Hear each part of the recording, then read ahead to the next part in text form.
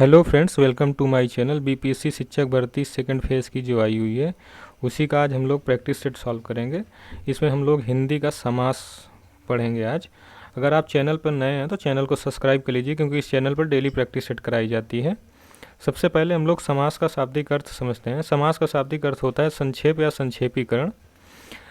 समास का जो परिभाषा होगी वो दो या दो से अधिक पदों या शब्दों के संक्षेपीकरण से जो शब्द बनता है उसे ही हम समास कहते हैं। समास के मुख्यतः चार भेद होते हैं: अव्ययभाव, तत्पुरुष, बहुब्रीहि, द्वंद्व समास।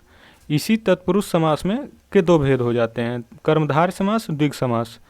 तो इसलिए हम कह सकते हैं कि समास के मुख्यतः छह रूप भी स्वीकार किए जाते हैं, जैसे अव्ययभाव, तत्पुरुष समास, बहुब्रीहि समास, द्वंद्व समास, कर्मधारय समास, द्विग समास। आइए हम लोग सबसे पहले पहला क्वेश्चन देखते हैं। नीलगाय निम्नलिखित में कौन सा समास है? तो नीलगाय में कौन सा समास हो जाएगा?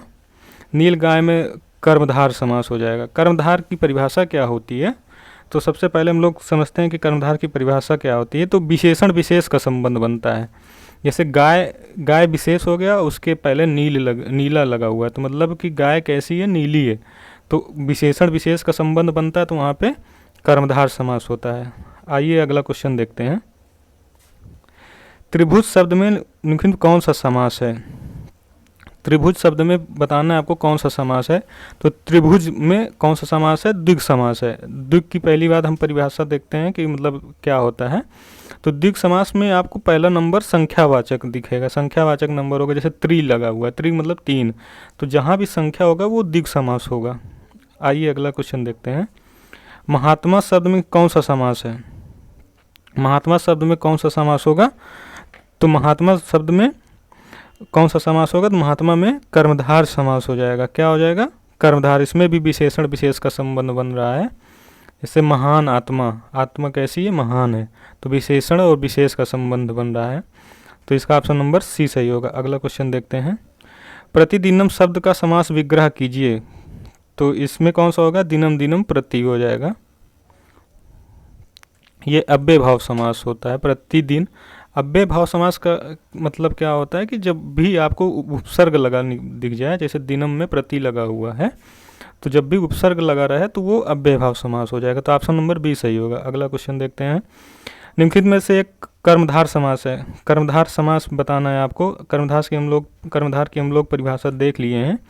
तो इसमें कौन सा सही हो जाएगा? भुजदंड। ऑप्शन नंबर डी सही हो जाएगा। ये जो हाथों हाथ दिया है, यहाँ पे अगर दोनों तरफ मतलब सेम वर्ड दिया रहा है तो यहाँ पे अव्ययभाव समास होता है। याद रखिए, ये बहुत इंपॉर्टेंट है।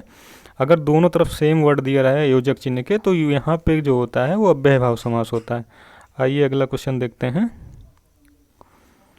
5 का कौन सा सही होगा? इसमें भुजदंड सही हो जाएगा। आगे देखते हैं। सिंह द्वार शब्द में समास कौन सा होगा? तो इसको विग्रह करेंगे सिंह द्वार को, तो आपको पता चल जाएगा कि सिंह का द्वार मतलब सिंह का द्वार जब भी कारक चिन्ह आपको दिखाई दे तो वहाँ पे कौन सा समास हो जाता है? वहाँ पे तत्पुरुष समास हो जाता है। तो इसका ऑप्शन नंबर बी सही हो जाएगा। अब इसमें कारक आपको बता दें, जैसे कर्म को करण से के द्वारा संप्रदान के लिए अपादान से संबंध का की के अधिकरण में पर जब भी ऐसा कोई शब्द तोड़ने पे विग्रह करने में मिले तो वहाँ पे तत्पुरुष समास, जहाँ भी कारक आएगा वो तत्पुरुष हो जाएगा। तो ऑप्शन नंबर ए सही हो जाएगा। अगला क्वेश्चन देखते हैं। नीलोत्पल शब्द में कौन सा समास हो जाएगा?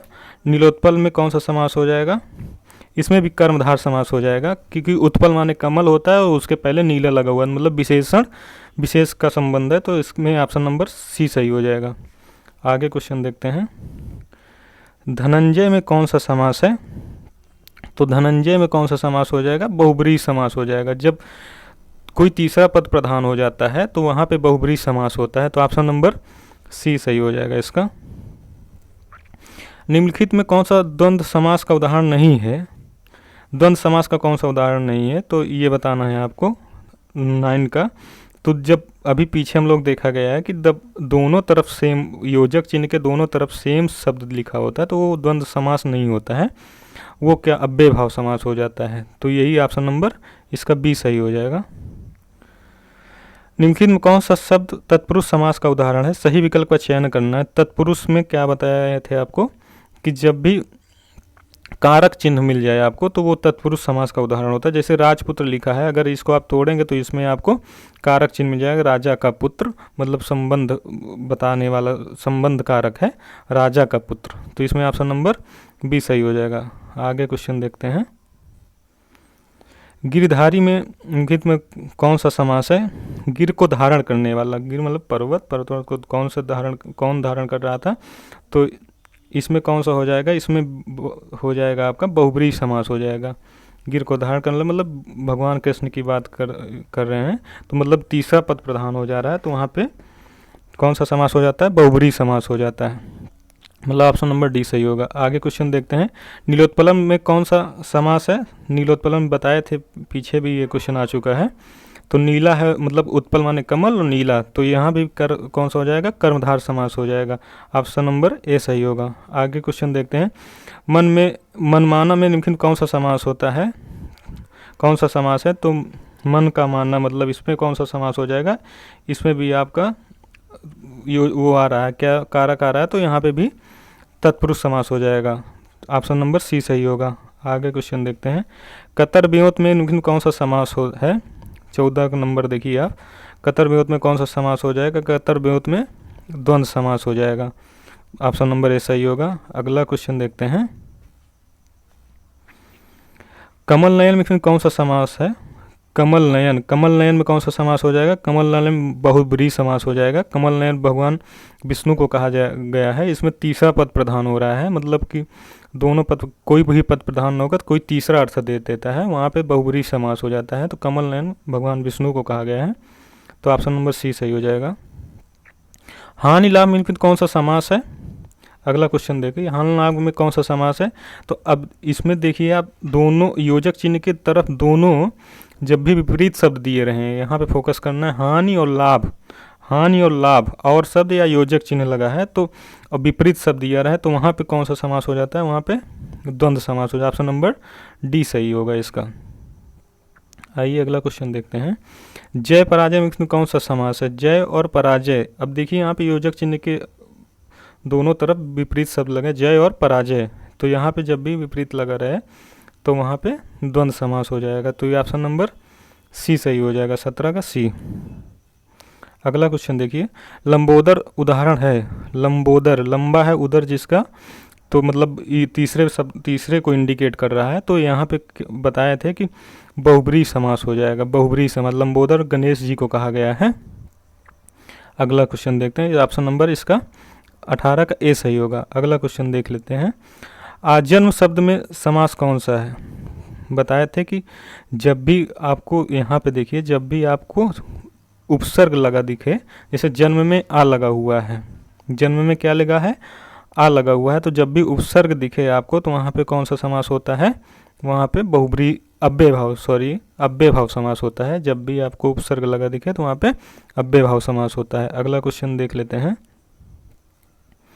निम्नलिखित में कौन सा कर्मधार समास निम्नलिखित में कर्मधार समास किस में है? तो कर्मधार समास पीछे हम लोग देखे थे, ये क्वेश्चन आ भी चुका है। नीलोत्पलम में कौन सा समास है? वो कर्मधार समास है। अगला क्वेश्चन देखते हैं।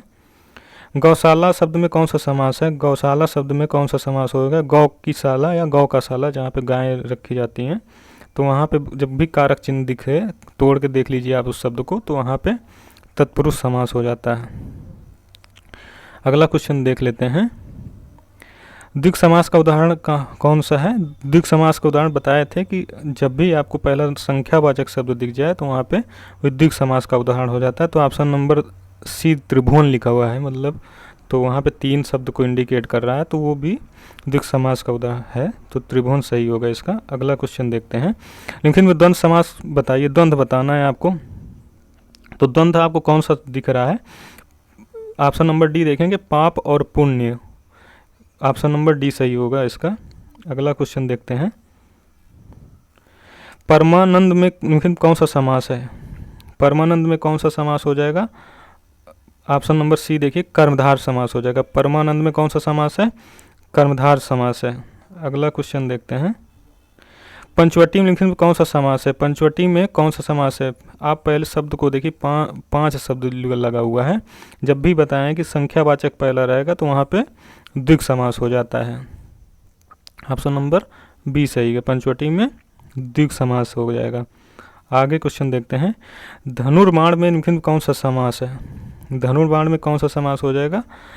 धनुर्बाण में द्वंद्व समास हो जाएगा। अगर आप शब्द को तोड़ेंगे तो आपको पता चल जाएगा धनुष और बाण की बात करता है, यहाँ पे योजक चिन्ह आ जाएगा तो द्वंद्व समास हो जाएगा। ऑप्शन नंबर डी सही होगा। अगला क्वेश्चन देखते हैं, जिस समास के पूर्व एवं उत्तर दोनों ही पद समान रूप से प्रधान हो उसे क्या कहते हैं? पीछे हम लोग इस पर बहुत डिस्कशन किए हैं कि जब भी आपको दोनों तरफ दोनों पद प्रधान होते हैं तो वहाँ पे कौन सा समास होता है? वहाँ पे द्वंद्व समास होता है। आगे क्वेश्चन देखते हैं, सद्गति शब्द में कौन सा समास हो जाएगा? सद्गति शब्द में कौन सा समास होगा? तो इसमें तत्पुरुष समास हो, इसमें भी कारक चिन्ह लगेगा। जब आप तोड़ेंगे तो इसमें भी कारक चिन्ह आपको देखने को मिलेगा, सद्गति। आगे देखते हैं, शोकाकुल में कौन सा समास है? शोकाकुल में कौन सा समास है? इसमें कौन सा समास हो जाएगा? इसमें भी आपको तत्पुरुष समास देखने को मिलेगा, शोकाकुल। ऑप्शन नंबर ए सही हो जाएगा। अगला क्वेश्चन देखते हैं, अकाल पीड़ित शब्द में समास कौन सा होगा? अकाल पीड़ित, जब भी आप इस शब्द को तोड़ेंगे, अकाल से पीड़ित, मतलब इसमें भी आपको कारक चिन्ह देखने को मिलेगा। तो इसमें कौन सा समास हो जाएगा? जब भी कारक चिन्ह हो तो वहाँ पे हम बताए हैं कि तत्पुरुष समास होगा। ऑप्शन नंबर सी सही हो जाएगा। अगला क्वेश्चन देखते हैं, पतझड़ में कौन सा समास है? पतझड़ एक मौसम को इंडिकेट करता है, तो यहाँ पे बताएं जब तीसरा पद प्रधान हो जाता है कोई तो वहाँ पे बहुब्रीहि समास हो जाएगा। तो ऑप्शन नंबर बी सही होगा। अगला क्वेश्चन देखते हैं, द्वंद्व समास कौन सा है? द्वंद्व समास कौन सा है? तो आज और कल दोनों तरफ विपरीत शब्द दिए हुए हैं, तो ये द्वंद्व समास का उदाहरण है। अगला क्वेश्चन देखते हैं, पर्णकुटी शब्द का समास कौन सा है? पर्णकुटी शब्द में कौन सा है? तत्पुरुष समास है। अगला क्वेश्चन देखते हैं, निम्नलिखित में यथाविधि का सही समास कौन सा होगा? यथाविधि में कौन सा समास है? यथाविधि में अव्ययभाव समास है। जब भी आपको उपसर्ग लगा दिखे, देखिए विधि लिखा हुआ है, विधि के पहले उपसर्ग यथा लगा हुआ है, तो वो अव्ययभाव का उदाहरण है। अगला क्वेश्चन देखते हैं, ध्यान मग्न में कौन सा समास है? ध्यान मग्न में कौन सा समास हो जाएगा? तो इसमें हो जाएगा तत्पुरुष समास हो जाएगा। ध्यान मग्न में कौन सा समास है? तत्पुरुष समास है। ऑप्शन नंबर सी सही हो जाएगा। अगला क्वेश्चन देखते हैं, निम्नलिखित में कौन सा शब्द कर्मधार समास का उदाहरण है?